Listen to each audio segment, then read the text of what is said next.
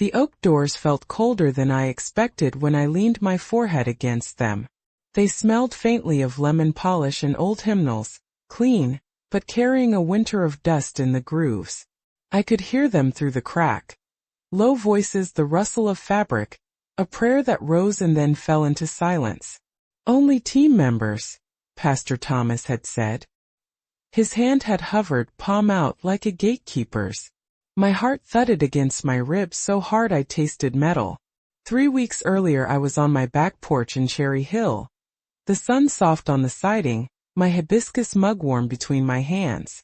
The chamomile smelled like the kitchen at my mother's house. Gerald had given me that mug on our 40th anniversary. I could still see the smudge he left on the rim when he stole a sip before breakfast. The check lay on the coffee table. $27,500. 2 generations of the family hardware store folded into one thin piece of paper. I'd sold the store the month before and, for the first time in years, didn't know what to keep for myself. Spring Valley Baptist had been my refuge for 30 years. The creak of the front stair, the Sunday light through the stained glass, the way the choir hit that one note on the second verse. These were anchors.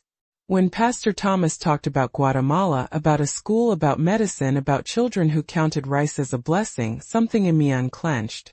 The next morning I walked to his office and pushed the check across his desk. I remember the way his eyes widened like a man who smelled rain. After that, my name was in sermons. I received more casseroles and God bless yous than I had in a decade. I helped sew patches for the backpacks. I counted medical supplies until the numbers blurred. For the first time in years I slept before midnight, my breathing even, my hands empty of worry. I imagined hands in Guatemala gripping those patches. A roof over a classroom built with my money. It felt holy. Then, 2 days before the team left, Pastor Thomas asked me into his office after Wednesday service. The air conditioner droned so hard my sleeves prickled with cold. He sat behind his polished desk with a Bible shut between his fingers like a prop. "Martha," he said, soft, precise. "Some of the younger people have concerns. Understandable. This send-off is for the team. Intimate. They need space." My hands were clumsy. I pushed them into my lap and could feel the raised veins, the skin of a lifetime spent holding wrenches and ledger books. The word distract floated between us like dust motes. The next morning Deborah called. Her voice was low even through the receiver. The click of her watch against the porch rail punctuated every sentence. "I heard Jenna," she said. "She's heard things. They might be using some of the funds to fix." She named the pastor's son, Denver, the scholarship lost to a bottle, the apartment that needed hands, her words falling like a stone into a pond. The pond spread. The check felt colder in my pocket than it had at the bank. I kept imagining the bags of rice in Guatemala shrinking because there was a couch bought for a troubled young man. The betrayal was not loud. It was a soft unthreading, buttons coming loose from a favorite blouse. Sunday came. I dressed in my navy suit, the silver crucifix my mother wore pinned over my heart. The church smelled of coffee and lemon-scented cleanser. I stood in the hallway before the main doors, the repaired oak, my money gleaming. Pastor Thomas's smile when he saw me was practiced, the way a man practices a hymn alone to make sure his voice is right in public. "The send-off is for team members only," he said, like he was closing a book. My throat closed. Behind him I could see them, Jenna, Rebecca, the others, forming a circle, hands clasped, heads bowed. The whisper of fabric, the scrape of shoes, a breath. I stepped back into the narthex. The wood under my fingertips was cool and real. The sound from inside was muted, prayer like a radio turned down low. A church usher gave me a look that was equal parts sympathy and instruction to move along. I felt very small. Then Deborah came through the doors without asking. Her green eyes met mine and she held up her wrist, the little vintage watch she loved, so the room could see it. "Come in, Martha," she said, her voice carrying like a bell. There was a firmness to her jaw I had seen only when a friend found her backbone. Someone inhaled sharply. A hush. I could see Pastor Thomas's face lose its practiced ease. Rebecca Thomas pressed her lips together until they were a thin line. Jenna looked down at her hands. Maybe the congregation should know how much she gave, Deborah added, quieter but deliberate. It hung there, an invitation and an accusation braided together. It would have been easy to step back, to let my name be a footnote, to let shame do its work quietly. Instead, my feet moved forward, slow as prayer. My hands were steady despite the heat pooling behind my eyes. I thought of Gerald's laugh, of the smell of oil in the old hardware store, of the way my mother had taught me not to turn away when someone needed a hand. When I took that step, the wood beneath my palm seemed to hum with something. Anger, maybe, or truth. The doors opened for me. I don't remember applause. I remember breath. I remember the hush breaking like glass. I'm sitting now in a smaller church, a different light through different windows. The hibiscus mug rests on my kitchen table. After a meeting of the church council and a few stories in the local paper, most of the funds went back to what they were meant for. It wasn't neat. There were apologies that sounded like rehearsed lines, and there were people who never looked at me the same way. But when I close my eyes at night, I hear Deborah's watch clicking and the oak doors swinging open. I taste chamomile and the faint tang of lemon polish. I feel finally like I belong to something honest. And I know quietly, stubbornly, that was worth more than any check. Only team members. Pastor Thomas's words hung in the air as he blocked the sanctuary entrance, his hand outstretched like an invisible barrier. My heart hammered so hard I could feel it in my throat. Behind him, through the half-open doors I'd helped restore with my own money, the mission team stood in a circle, heads bowed in prayer. Those hands joined in a perfect ring, ready for a trip I had funded in full. My loves, thank you for giving me a few minutes of your day. It truly means everything. This channel is just getting started, and every new subscriber is breath for our little community as we work toward our first 1,000. If this story moves you, please click subscribe, and tell me in the comments which city you're watching from so we can feel a little closer.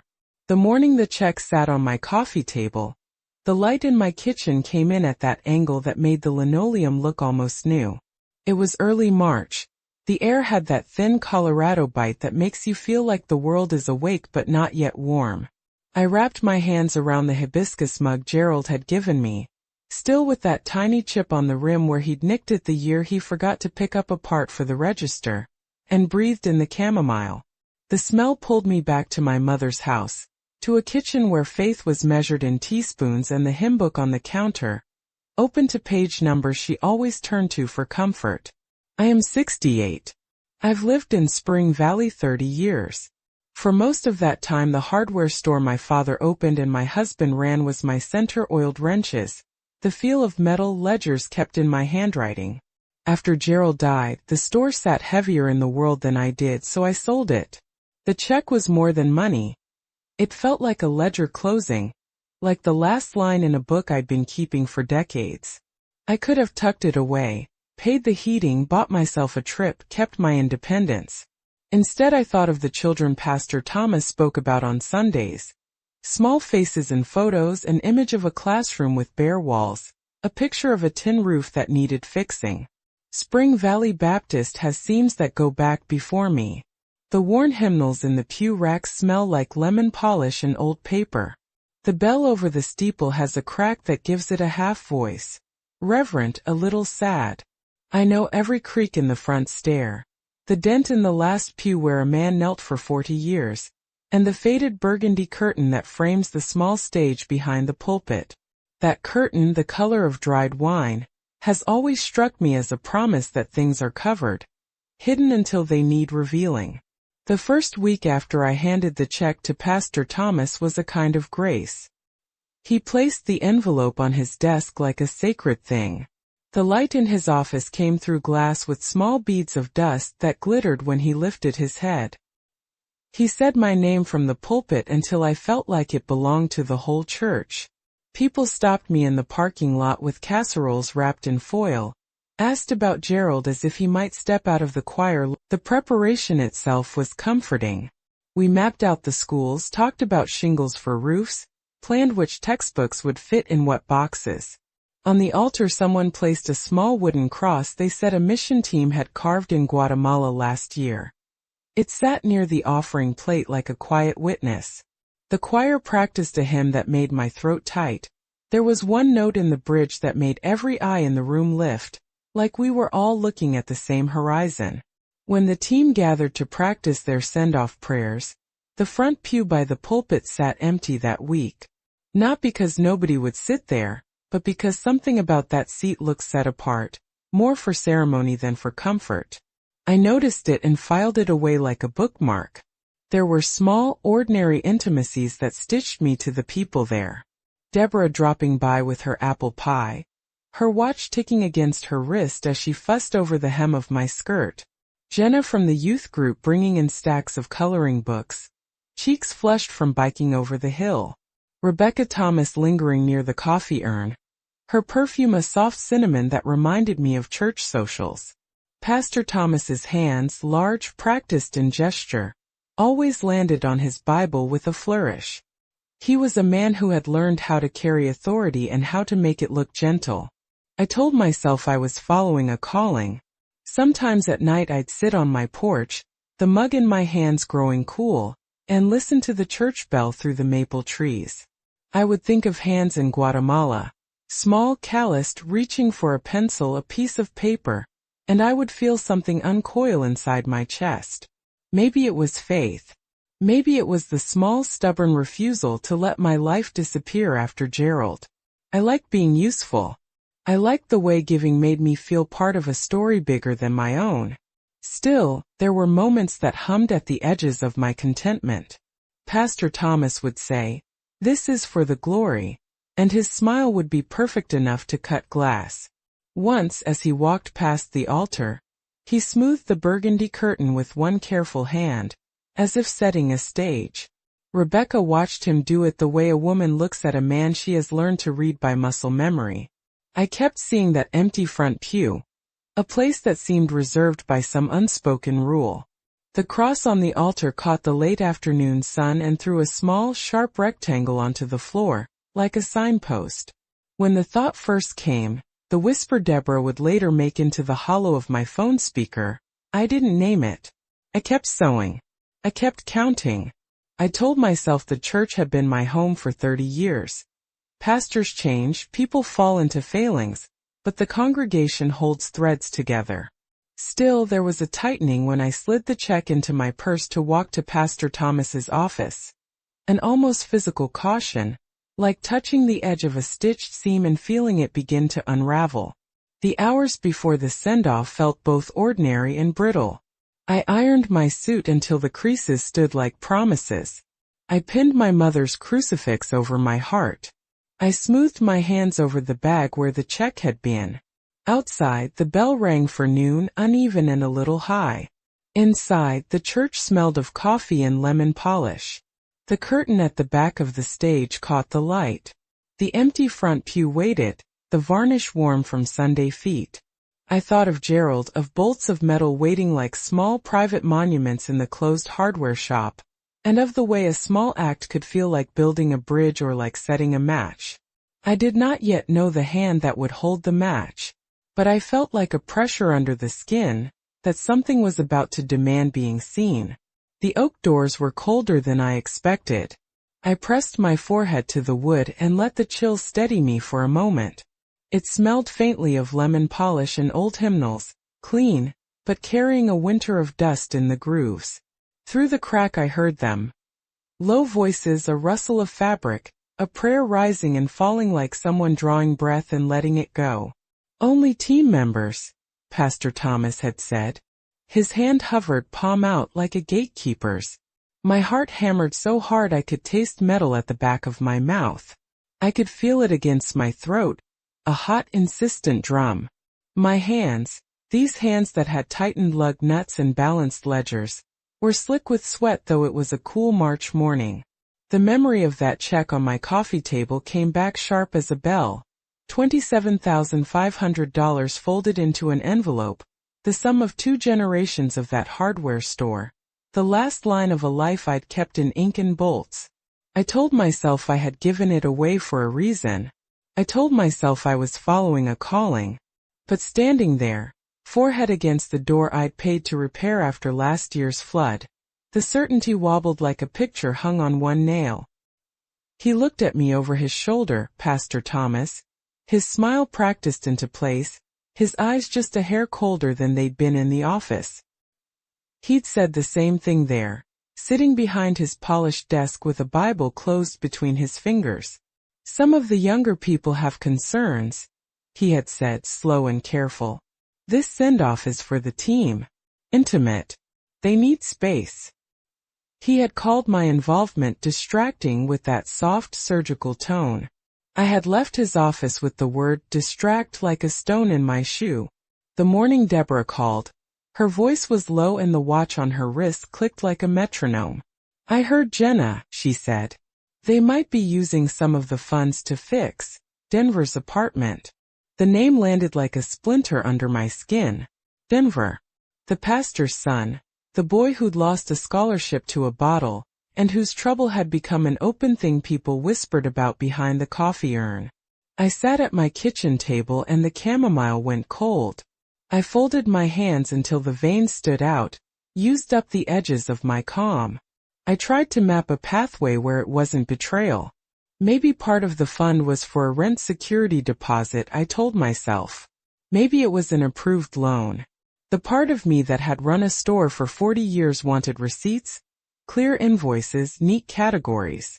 But what haunted me most was the way Pastor Thomas had closed a room I had paid to mend. The oak veneers I'd sanded and paid to refinish felt like a mockery now, a gilded lock on something that should have been open. Sunday morning the church smelled of coffee and lemon-scented cleaner. I ironed my navy suit until the crease stood like a promise and pinned my mother's silver crucifix over my heart. The pews filled with the ordinary rustle of Sunday. Hymnals flipping whispers about casseroles, the choir tuning that one stiff note in the bridge. Pastor Thomas saw me in the hallway and his smile was all ease and daylight. The send-off is for team members only, he said then, so casual it might have been a comment about the weather. My knees went rubber. I had imagined confronting him, standing in that office under the hum of the fluorescent light and asking one blunt question. Where did my money go? I had pictured petitions and a slow Episcopal investigation. I had not pictured this, being waved away at the threshold like a visitor at a private club. The words stacked in my chest and I couldn't decide whether to speak them or swallow them. Behind the closed doors I could hear the team's prayers muffled, the scrape of shoes, the sound of heads inclining. Generosity, someone said in a voice that rose and fell like a hymn. Purpose. The words burned. I thought of the children Pastor Thomas showed in slides on Sunday, of a roof with a rusted seam, and I tasted betrayal. Not loud but a small steady unraveling. Then Deborah did something I didn't expect. She didn't whisper. She didn't sigh and let me disappear. She walked right through the double doors and toward me. Her hair caught the late light, those dyed copper waves she liked, and her watch flashed as she lifted her arm, like a metronome set to a different tempo. She was the kind of woman who had always folded casseroles into foil and mended hems without fuss. In that moment she looked like a fortress. "Come in, Martha," she said, voice wide enough to reach the back pew. She held my gaze until something uncoiled inside me, something tired of shrinking. I saw Pastor Thomas's face change, the practiced ease slipping into a thinner, tighter thing. Rebecca Thomas's expression tightened into polite concern. Jenna looked at her hands. Deborah didn't stop there. She turned slightly so everyone could hear. "Maybe the congregation should know how much Martha contributed," she said. Her tone wasn't loud, it was deliberate. The sentence hung between us like a bell waiting to be rung. For a second the old habits rose. I could have retreated. I could have slunk back into the narthex and let the doors close on me again. It would have been quieter. Shame is a patient teacher. She taught me how to be small for most of my life. But Gerald had a laugh that filled a room. The room went quiet. Not the heavy judgmental quiet I'd feared, but a breath-held hush that made the air seem thin and bright. I remember the way the light hit the cross on the altar, throwing a sharp rectangle of sun onto the floor. I remember Deborah's watch ticking like a metronome and the pulse in my neck roaring like the tide. When I stepped forward, the sound that rose was not applause. It was the mingled noise of people unlearning the idea that money buys belonging. It was the rustle of hymnals being set down, the catch of a throat here and there. It was the little private fierce sound of someone choosing not to be invisible anymore. That choice changed everything. I felt the floor give under my shoes before I realized it was only the flood of sound, breathing, a rustle of fabric, the soft creak of knees bending in prayer. My hand closed on the pew rail as if I could hold myself in place. Pastor Thomas's smile was a practice bow, the kind you use when you're about to change the subject. "Martha," he said, the name like a ribbon he could fold back into his pocket. "This isn't," his voice stopped. He looked past me for support, as if the room might hand it to him. I kept my eyes on his hands. They rested on his Bible, knuckles pale where the pages pressed. He'd always had that way of making a gesture look ordained. I let a silence sit there, long enough for him to fidget. "Only team members," he added, as if repeating it would make it softer. Deborah's watch hitched in the light like a small, slow drumbeat. She didn't wait for permission. She stepped forward, one hand lifted not to accuse but to steady me. To say I belonged. Her voice was clear, and when she spoke, you could hear the edge of something that had been tucked away and knitted into a lifetime of waiting. "Maybe the congregation should know how much Martha contributed," she said. The words were plain. They weren't a sermon. They were a fact wrapped in a question. There was a shuffle. A hymn book thumped as someone let it fall. I could feel eyes on me, soft, sharp, curious, ashamed. Jenna looked down at her hands.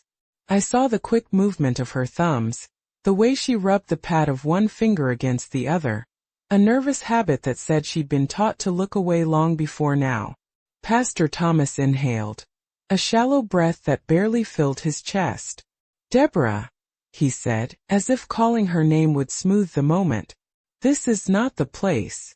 "It is the place," Deborah cut in, not loud but firm. "We're in church. We give in church." Her gaze flicked to me, then out to the room. "People deserve to know where a public gift goes." His smile thinned. Rebecca's fingers tightened around her purse strap. Her lips pressed together until the shape was small and controlled.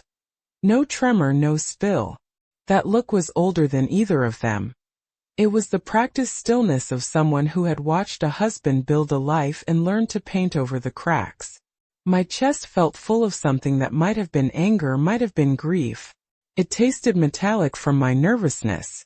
The crucifix warmed against my blouse where I'd pinned it. I placed my fingertips there, as if I could steady the beat of my heart. "Pastor," I said, my voice thinner than I wanted but honest, "I gave that money because I believed in this church. I believed you. I need to know, where did it go?" There. The question hung sharp and small. He blinked, and for the first time I saw the tiny slip of guilt in his eyes, quick as a shutter, almost gone. He leaned forward a fraction and smiled, that same practiced smile, the one that had soothed 100 congregations. "Martha, we handle finances through the board," he said. "There are processes. Rumors aren't helpful." The word rumors softened the accusation but didn't deny it. Jenna's shoulders hunched. She muttered something low, maybe apologizing to herself for not speaking up sooner. Rebecca's jaw moved but no sound came. I could hear the pastor's breath, deliberate, measured. He was buying time, buying distance. Deborah didn't give him that. She straightened like she'd been waiting a long time to stand tall. "Are we going to ask the board to show receipts?" she said. "Are we going to let our prayers be a cover for secrets?" A man near the back cleared his throat. Someone whispered the word accountability, like it was a new hymn. The quiet turned into a dozen tiny combustions, soft gasps, the scrape of a chair, the wet sound of someone swallowing. The room that had felt like a harbor now felt like a stage where people were remembering their lines. Pastor Thomas's fingers worked a prayer reflex on the edge of his Bible. "Let's not make accusations from the pulpit," he said. He tried the shepherd's voice, the one that folds worries into reassurance. But the corners of his mouth were tight. He reached for control and missed it. That flicker, his reaching and missing, was everything. It told the room more than any statement could. You could see people rearrange themselves, choosing which side of the truth they were willing to sit on. Jenna's gaze finally met mine, and it was a quick, guilty thing, an apology with no words. Rebecca's hand hovered over her purse as if it might contain the answer, or a shield. I felt small and enormous at once. My hands trembled and then steadied. I let the words come, not all at once, but like each one had time to find its place. "I don't want spectacle," I said. "I want honesty. If a portion of that money paid for a young man's rent, say so. If a couch was bought, say so. I'm not asking for shame. I'm asking for truth." There was a slow, heavy heartbeat of silence. Then the doors, those same oak doors I'd helped restore, seemed to exhale. A murmur moved through the congregation, soft, a whisper of cloth against cloth. People shifted like a flock finding wind. Pastor Thomas looked at me, and in that look I saw calculation and something like fear. He opened his mouth, closed it, and finally said, "Board meeting. Monday night." "Will what?" Deborah asked. Her voice was gentle but edged with steel.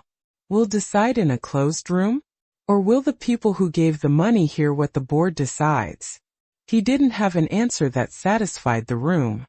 He offered the word process, as though process were a lock sturdy enough to protect what was already bent. I could have stepped back then. I could have let the doors close again on me. Shame is a patient teacher. She had trained me to move quietly, to tuck myself into corners. But I thought of the hardware store ledger, each line a promise kept. I thought of Gerald's laugh and the chip on my hibiscus mug. I thought of the children in those slides Pastor Thomas used to show us on Sundays. So I stayed. I felt Deborah's hand briefly against my arm, a private thank you. The room filled with the small noises people make when they choose to witness. It wasn't dramatic. There were no trumpets. It was a clumsy human thing, people leaning into discomfort because someone else had finally asked them to. Later the board did meet.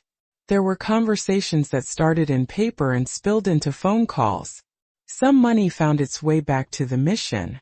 Some people apologized in ways that sounded rehearsed. Others simply did the hard thing of looking at their own hands and seeing marks they hadn't expected. Now, when I sit in a smaller church with light that falls softer through different windows, I think of that day as a photograph I take out on stormy evenings. The wood smelled of lemon and history. Deborah's watch ticked like a metronome. Pastor Thomas's smile still has that practiced edge. But when I close my eyes, I can feel the warmth of the congregation breathing, ordinary and brave.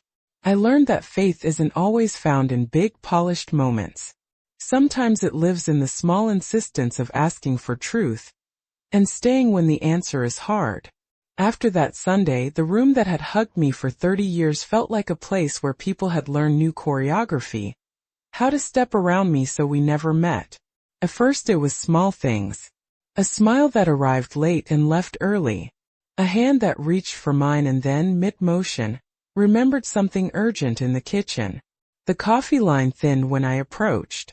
Cups were balanced like shields. They stopped asking about Gerald. That was the cruelest part. For decades his name had been an easy doorway. How is Gerald's garden? And now silence answered where his laugh used to be. I'd say his name at the grocery, the hardware supply store where I used to buy bolts, and the clerk would blink and wave a hand like she'd misplaced the question. The town felt like a map with my street erased.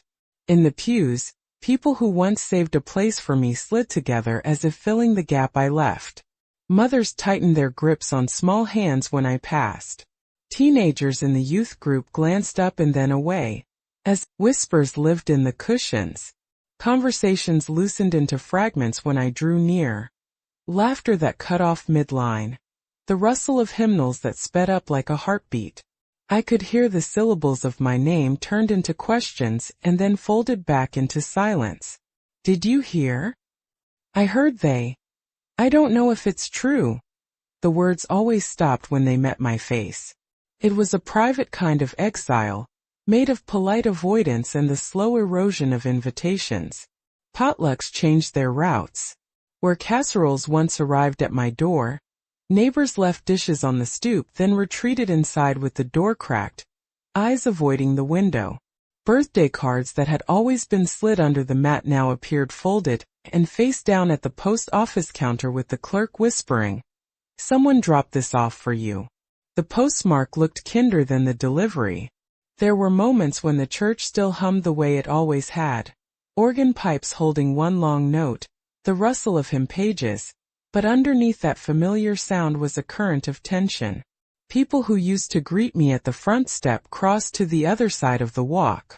Men I'd sold wrenches to for years pretended not to see me at the hardware supply when I popped in to buy a small thing. The world narrowed to the measure of a look not given. Deborah remained. She came like clockwork, her watch clicking in the quiet of my kitchen, bearing a pie or a knit dishcloth.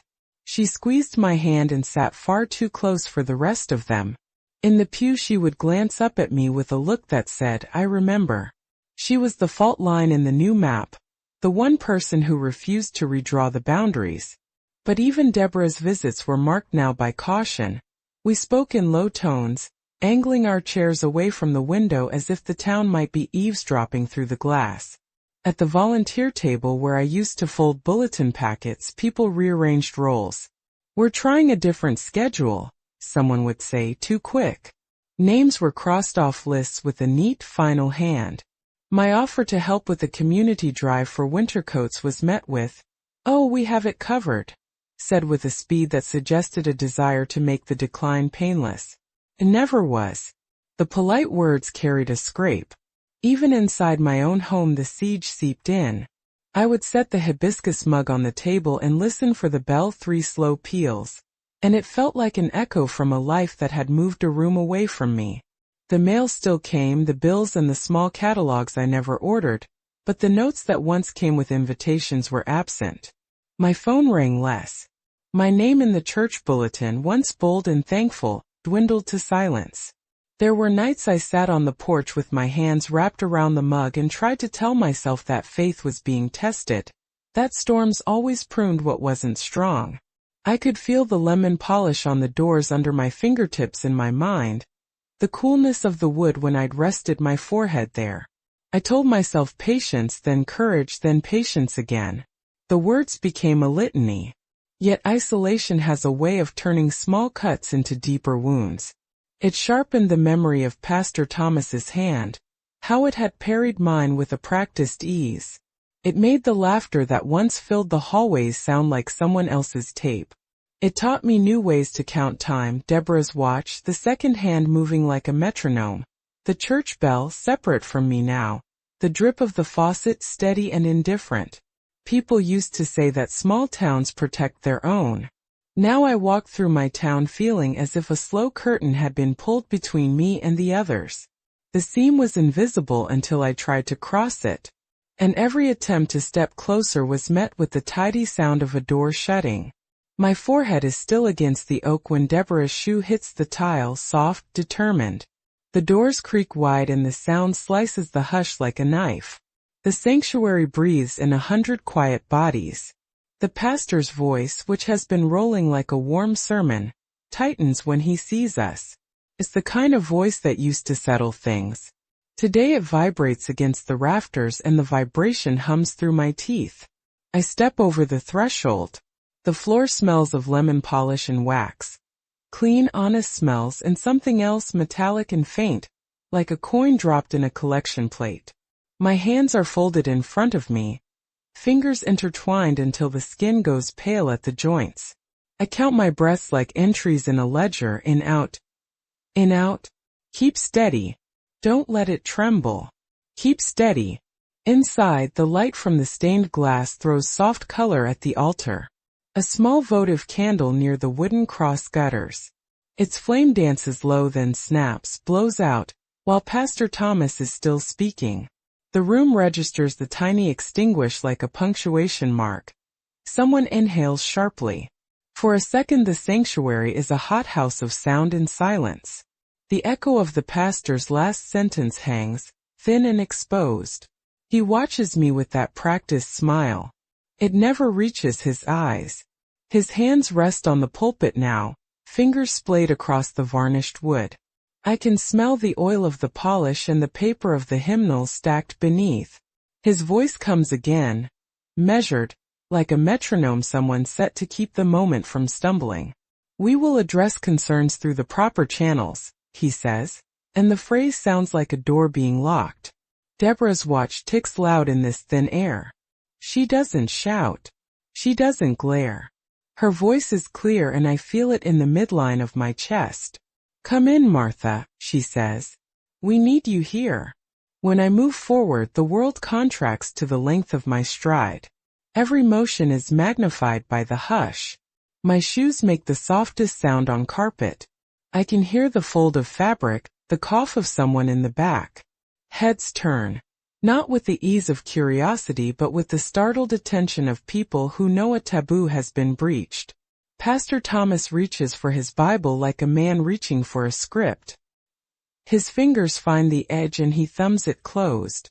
The thud of the cover hitting the stand is a small sharp sound that seems to mark the moment. Martha, he says, his voice trying to be pastoral as if offering shelter. This is not the place. But the crucifix someone had set by the offering plate, wooden, hand-carved in Guatemala, tips slowly off its little stand. It clatters to the floor, a hollow, honest sound that echoes under the ceiling. Rebecca's hand lifts to her mouth as if to catch noise from coming out. Jenna's fingers go to her hymnal and grip it until the paper creases under her knuckles. The fall of that small cross feels like a fulcrum shifting. I feel my heart knock against my ribs hard enough that I taste iron. I have held this for days, counting the edges of it like coins. I want receipts. I want names. I want the ledger open so I can see where the ink stopped. My voice comes out thinner than I expect but steady. Pastor, I say, I need to know where the funds I gave went. I gave because I trusted this church. I trusted you. The words sit in the air and the echo takes them apart, spreads them through the rafters. Someone near the back whispers the word accountability, like it's a new hymn. It drifts, gaining small momentum. He tries to slide away with process and procedure. Thin phrases meant to soothe. The board will review. Rumors are harmful, let us not. His voice is a practice curtain, meant to cover the rawness beneath. But there is a small quiver in it. A tiny fissure. I watch his hand tremble where it still clutches the Bible. The audience feels it and leans in like people waiting to see if an old roof will hold. Deborah speaks then, not loud but unignorable. Will that be a public review? She asks. Her gaze sweeps the room, taking in faces that have been content to look down. Will those who gave money get to hear the answers? There's a shuffle like someone moving chairs. A hymn book drops softly, a punctuation of a different kind, and the room exhales as one body might when a storm lifts for the barest second. I see faces rearrange. Curiosity, guilt, the first blush of outrage.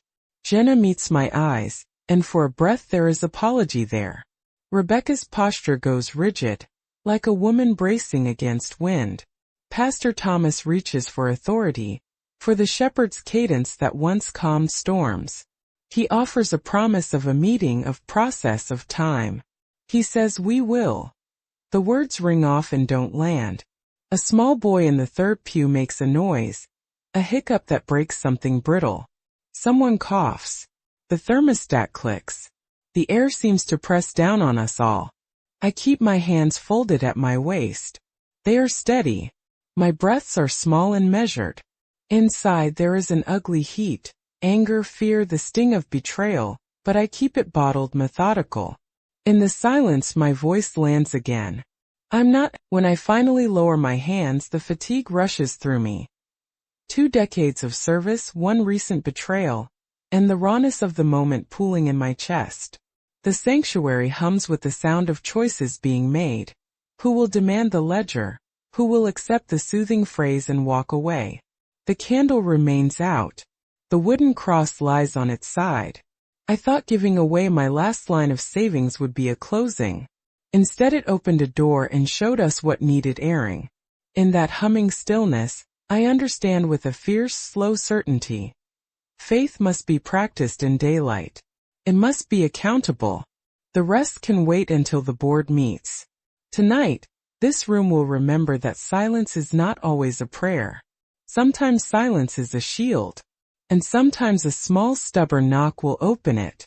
A week after the board meeting, the knock on my door came like a soft punctuation. 3 precise raps that made the teacup tremble on the saucer. I opened it to find Rebecca Thomas standing on my porch, her hands folded around a brown envelope. The cinnamon of her perfume blended with the cold air. For a moment I saw her exactly as she had sat by the coffee urn so many Sundays. Perfect hair, polite smile, but now her mouth was a small nervous line. She asked if she could come in. Her voice was thinner than I expected. I stepped aside and she crossed the threshold like someone walking on glass. We sat at my kitchen table. The hibiscus mug left a warm ring on the wood. Deborah had gone home that morning with a casserole and a look that said she would stay a while. Out there, a friend on watch. Rebecca put the envelope between her palms, and it made a soft paper sound every time she shifted. "For what it's worth," she said, and then stopped. She cleared her throat. "I'm sorry, Martha. Her hands trembled. She pressed them flat on the table, as if to pin herself down. I remembered that Sunday, the oak doors, the hush, the little wooden cross that fell. I remembered how my breath tasted like metal. I could have let the silence hold power over us both. Instead I told her to go on. She slid a stack of photocopies from the envelope, bank statements, a few receipts, a couple of emails printed out. The paper smelled of ink and a copy machine. The first page had a line that caught at my eye. A transfer from the mission fund to an account labeled Residence, Denver R. The numbers weren't beautiful. They were blunt, small arithmetic that translated into a couch and a security deposit in my head. Rebecca watched me as if she were looking for permission to speak. "I didn't want to believe it," she said finally. "For a long time I kept thinking, maybe it was something else. But I found the receipts. I asked Gerald." She stopped again and I could see the ache behind the poise. "I went to the board. I told them what I'd seen. I asked the pastor. He said he'd take care of it. I should have said more then. I'm sorry." There was no theatrical confession, no tearing of collars. It was a small, ordinary unburdening, like a woman peeling an onion and handing me the pieces. She explained quietly that she had been the one to copy the files and slide them to the chair of the board. She hadn't wanted to make a scene. She'd been afraid of what the first ripple would do to a family, to a ministry. But something in her had snapped when she saw the line items labeled apartment repair and furniture. She took the copies to the board. She let the local reporter ask questions. The press piece came not as a hammer blow but as a thin, cold light. "It wasn't all of it," she said. "Some of the money was used for the mission, Martha. That's why it was so hard to see. But there were transfers, small at first, then bigger. He said they were temporary loans. He said it would be paid back." She folded her hands over the last sheet, as if to hold the truth still. "We asked for accounting. The board demanded receipts. The church forced a review. My thumb found the edge of a receipt, the name of a furniture store I'd driven past 100 times. There was a check stub with the pastor's signature. I felt something loosen at the back of my throat, a tremor of vindication and grief braided together. "Why now?" I asked. "Why tell me now?" Rebecca's eyes filled. "Because you deserve to hear it from me," she said. "Not from gossip. Not from a headline. I was afraid. I thought I was protecting my family. But I'm not protecting anyone if I lie. I'm tired, Martha. I'm tired of pretending." There was no righteous triumph in her apology. Only the small, honest fatigue of someone who had carried a secret too long. I thought of the Sunday when she had watched me step forward, fingers curled around that little wooden crucifix's memory. I remembered how her eyes had been full of pity and something else then, ambivalence maybe. Now pity had thinned into contrition. We did not fall into embraces. We sat and let the kettle hiss like an unattended breath. Outside, a flyer at the post office announced the board's public meeting for Monday. The local reporter had written about irregular transfers, and the headline had made no attempt at mercy. People in town had read it and reassigned their sympathy. That was the hard part. Truth arriving as a slow erosion that rearranged lives. "You did the right thing," I said finally, though my voice shook. It surprised me to hear the steadiness under the tremor. "It's what Gerald would have done. It's what the Ledger always wanted." Rebecca's shoulders sagged as if a load had been set down, and she let out a breath that might have been a laugh if it had been lighter. "They redirected what they could," she said. "The board made some hard choices. Some money went back where you wanted it. There were apologies, formal ones. Not all of them felt real. But some people stepped up. We wrote a transparency policy. We promised public accounting. I had imagined a more dramatic vindication. Signatures on resignation letters, a parade of penitence. What I found in those printed pages was Messier. A partial repair, numbers shifted back. A statement in the church bulletin admitting mistakes and promising oversight. It wasn't perfect. Probably never would be. But it was truth. Rebecca reached into her purse and drew out a small card. Her handwriting was neat. "He asked me to write it," she said, voice small. "Not to you, just a note. He wanted to say he was sorry." She slid the card across the table and left the apology to rest where the hibiscus mug cast its shadow. It was not the closure I wanted. It was not a clean, audible apology that fixed everything. But it was a thing I could hold. The papers proved what I suspected. The board's meeting had made the church look at itself. People in Spring Valley read the truth and had to live with it. That evening I walked over to the smaller church I'd been visiting. The windows let in light differently there, softer, less theatrical. The pastor knew my name. The people did not ask about Gerald unless I opened the door. They didn't practice grand gestures. They practiced small ones. Calling when a storm was forecast, bringing an extra casserole when someone was ill, keeping minutes of meetings in a binder anyone could read. I kept the photocopies tacked to my bulletin board for a while. Not as trophies, but as a ledger of what had been asked of me and what I had asked back, accountability. Deborah still calls every Sunday. Rebecca sends an occasional apology folded into a note about a pie. Pastor Thomas continues in his role with new eyes on his stewardship. Some people forgave. Others left. I made a choice to keep going. That week I brewed chamomile and sat on my porch until the light dipped. The hibiscus mug was warm between my hands. The lemon-polished smell of the oak doors lingered in my head like a memory. For the first time since I pushed that check across a desk, the knot in my chest was not all resentment. It wasn't whole. But it was quieter. Faith, I have learned, is not always a parade. Sometimes it is a ledger opened at last. Sometimes it is a friend who finally lays a paper on your table and says, "I'm sorry." And sometimes, after the accounting is done, the small things, watch ticks, a pie on the step, a congregation that looks you in the eye, are enough to begin again. The pew across from me is empty. Its varnish is worn where someone once knelt for years. The cushion still holds the faint imprint of a coat folded over a knee.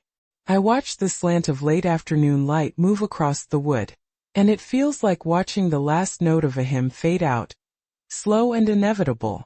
Outside, the town sounds the way it always has.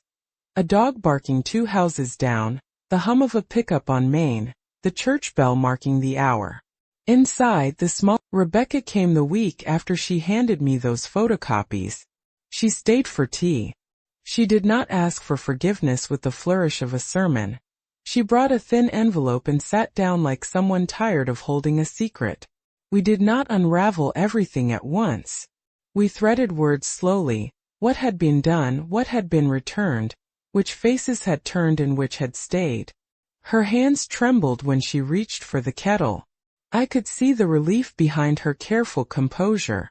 It is strange how confession looks ordinary. Paper sliding across a table, a kettle's hiss, a handkerchief folded 3 times. The oak doors I paid to restore are no longer a barricade in my memory. They are a lesson.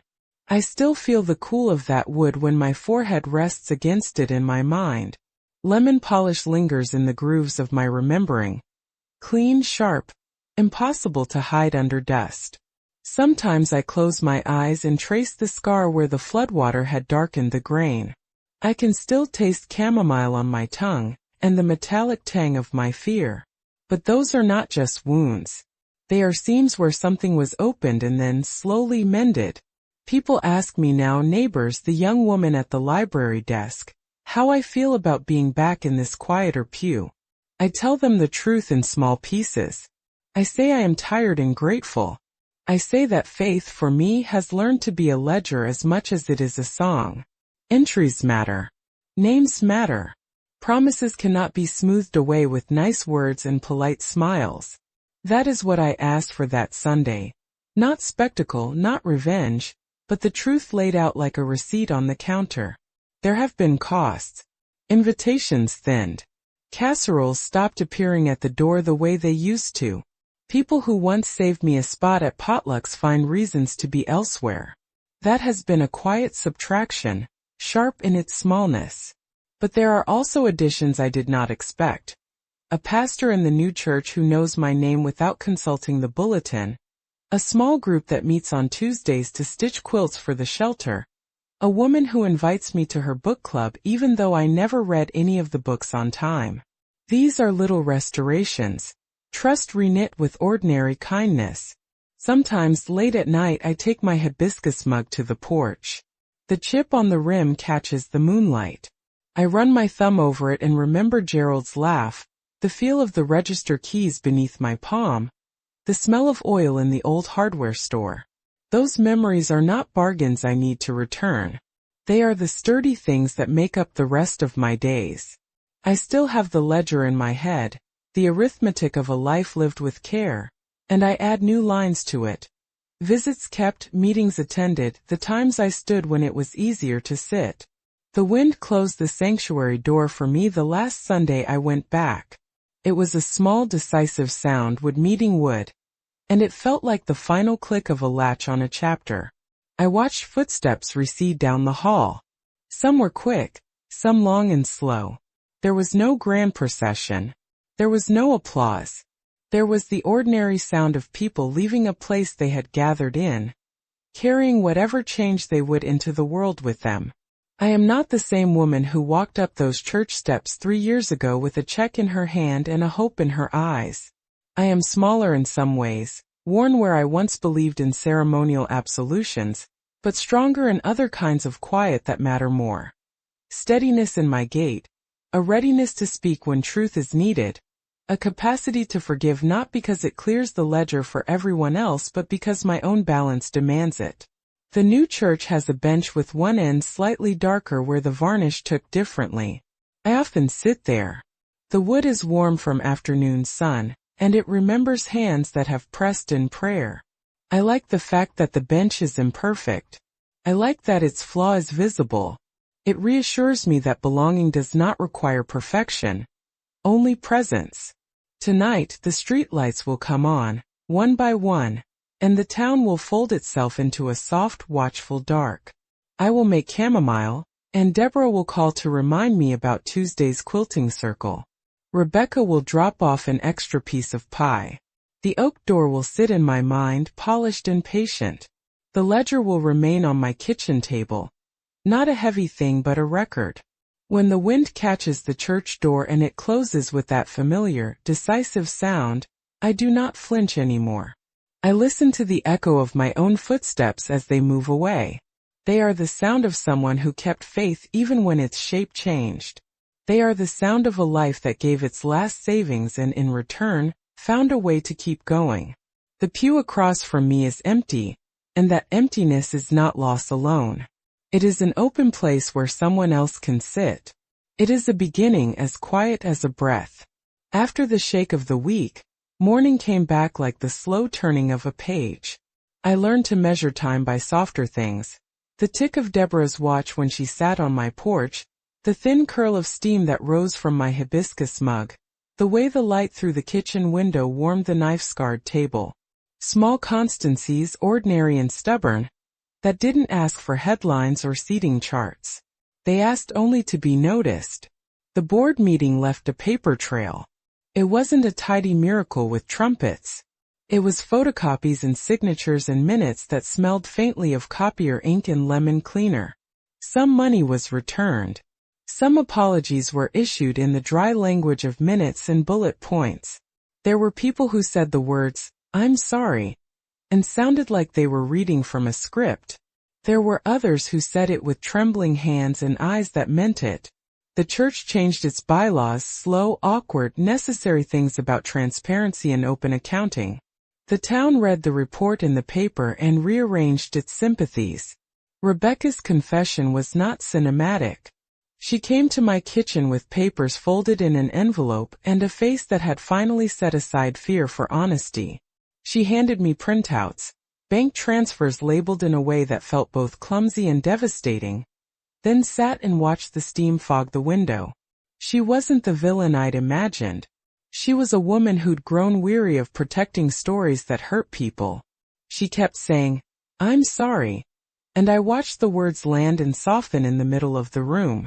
It didn't fix what had been broken, but it made the shapes of it visible. After everything, people did different things. Some left the church for good. Some stayed and demanded better. A handful of volunteers who'd stopped saving me a place at the potluck started leaving casseroles at my door again. Small offerings of reconnection, awkward and generous. Deborah kept coming, as steady as her watch. She is the kind of friend who arrives with the pie and the capacity to stand with you in the middle of awkwardness until it stops being sharp. Her presence became the daily proof that loyalty outlasts rumor. I traded the big sanctuary for a smaller one up on Maple Street. The windows there don't cast stained glass colors across the carpet. They simply let in honest light. The pastor learned my name without consulting the bulletin. People in that congregation did not perform piety. They practiced kindness. They announced meetings openly. They left minutes tacked on a corkboard. They asked questions about budgets in ways that felt like prayers, plain, exact, insisting on clarity. There is a bench in that church with one end darker where the varnish took differently. I sit there often. The imperfection comforts me. It says that belonging doesn't require perfection. It says that a place can have flaws and still be a home. There are quilts in the fellowship hall now, stitched by hands that include mine. We meet on Tuesdays, and so for the shelter and share casseroles and bad jokes. These are small acts, less like sermons and more like stitches. They hold. Sometimes I still find myself thinking about the oak doors, the lemon-polished grooves, the cool wood under my palm, the way they felt like a promise when the floodwater had warped them and I paid to restore them. I would have said then that wood alone could not betray me. Now I know things are never just wood. They are choices made by hands. They are a ledger you can open. Giving that money wasn't a mistake. It was a choice rooted in love and memory.